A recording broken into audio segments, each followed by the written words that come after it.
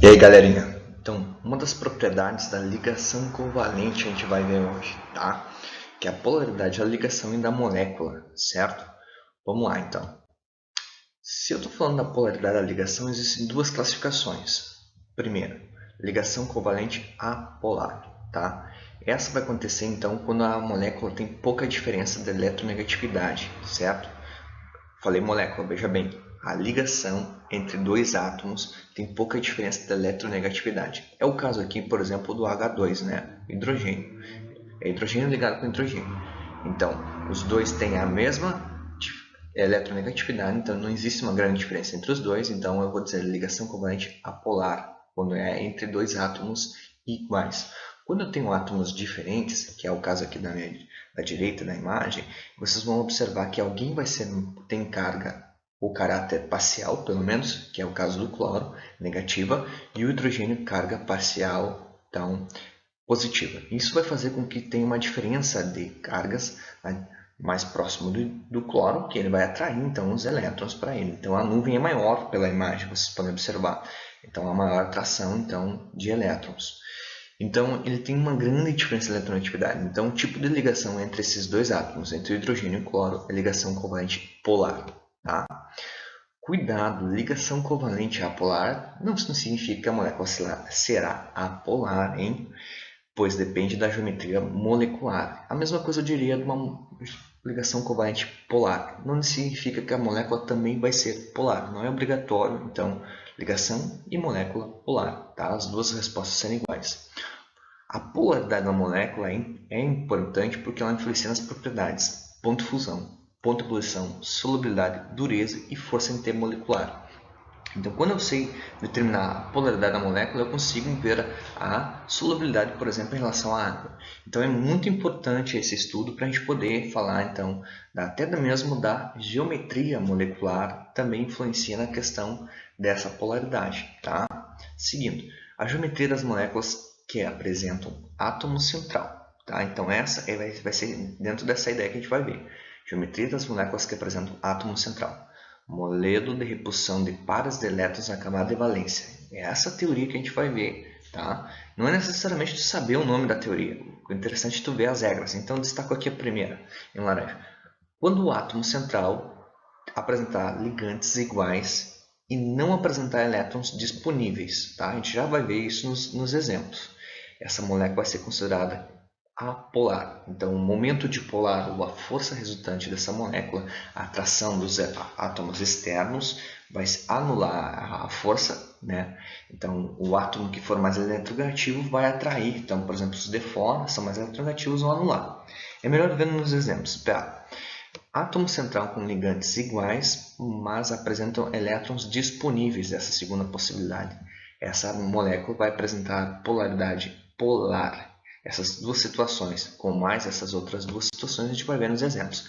Se o átomo central tiver ligantes diferentes, tá, e não apresenta elétrons disponíveis, vai ser uma molécula polar. Tá?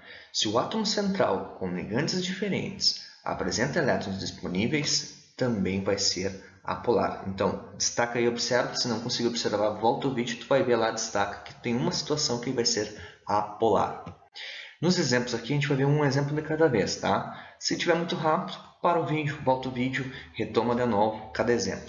Aqui o meu primeiro exemplo, eu tenho três átomos, carbono, oxigênio e oxigênio. Observem que aqui, representado por U, é o momento dipolar, ou a força resultante. Como os dois átomos são iguais, átomos iguais, sem elétrons livres circulando aqui o átomo central, que é o carbono, não tem elétrons livres, tá? Não ligantes, estão todos os elétrons ligantes, ok? Então esse átomo aqui vai ser, né, essa molécula, né, não átomo, mas essa molécula vai ser considerada apolar, ok? Geometria linear, então tá linear, não teve então força de repulsão. Diferente da água, se vocês observarem, a água não tem a mesma geometria do CO2, então que eu fiz agora há pouco. Então a água, então, por que a seta está apresentando, então, apontando para o centro? Porque o elemento mais eletronegativo é o oxigênio. Então, a força de repulsão aponta para o elemento mais eletronegativo.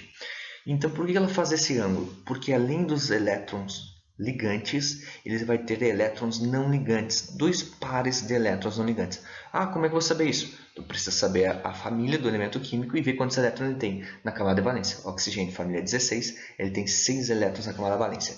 Desses 6 elétrons, 2 estão participando da ligação. Aqui um com esse hidrogênio, tá? Outro com esse hidrogênio. E esses 2 traços que eu fiz agora, vamos reforçar aqui em azul, são 2 pares de elétrons, então são os 4 elétrons livres. Isso que vai gerar uma força de repulsão. Então, nesse sentido aqui, inverso da força que eu tenho aqui dos 2 hidrogênios. Então, isso vai fazer com que essa molécula, por ter elétrons livres, mesmo tendo átomos iguais, vai ser a classificação geometria angular e polar essa molécula, tá? Então, essa é a situação polar. Próxima situação aqui, ó, eu tenho 4 átomos, 3 cloros, né? E o boro no centro, 4 átomos. Os elementos mais eletronegativos são os cloros, por isso que a força do momento dipolar, ou a força resultante, está apontando para fora.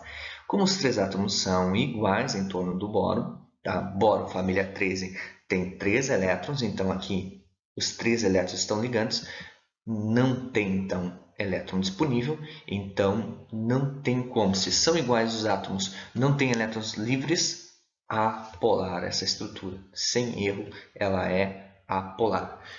Nitrogênio no centro, próxima situação, nitrogênio no centro, hidrogênio, hidrogênio, hidrogênio.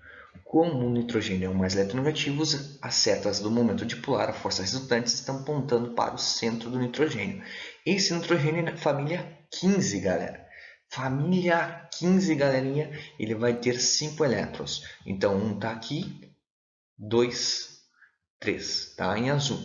Só que então os outros 2 estão aqui, ó, nesse traço que representam 2 elétrons, um par de elétrons.